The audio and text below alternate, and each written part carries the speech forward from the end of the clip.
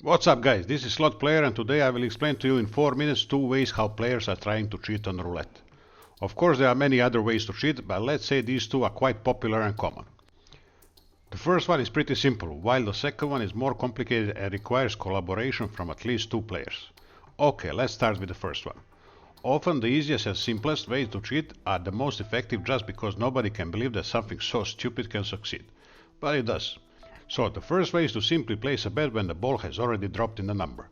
For this method, so-called column bets are especially vulnerable simply because they are very close to players and can easily be out of dealer's sight at times. So, when the ball drops, cheater simply pushes his chips on the winning column, hoping that the dealer will not notice. It also helps if the dealer is young and not experienced, and if the inspector that is supposed to be watching the table is not paying attention. For example, check out where this player is holding his left hand. If the table staff is not careful, he can just drop the chips from it on the layout once the winning number is out already. If the dealer is a bit more experienced, then cheater needs to find somebody that will do a distraction in a crucial moment.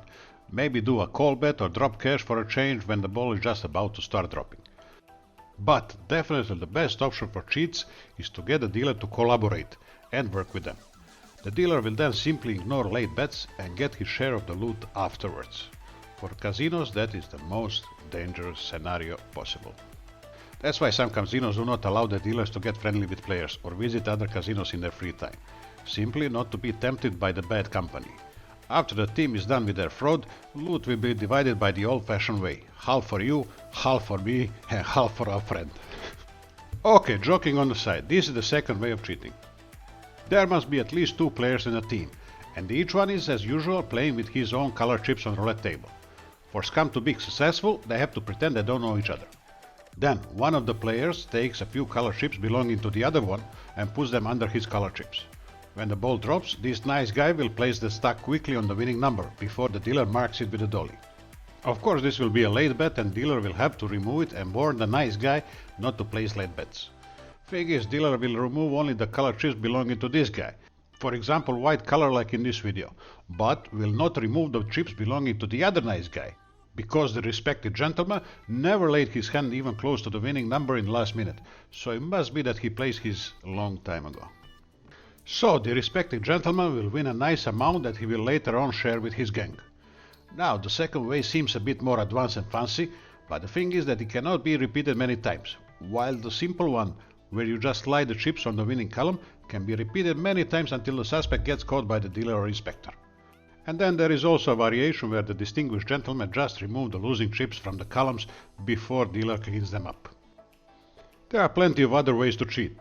For sure you have heard the stories of magnets that casino use to get the ball in certain numbers. Now there might be out there dodgy casinos where owners are trying to cheat in that way.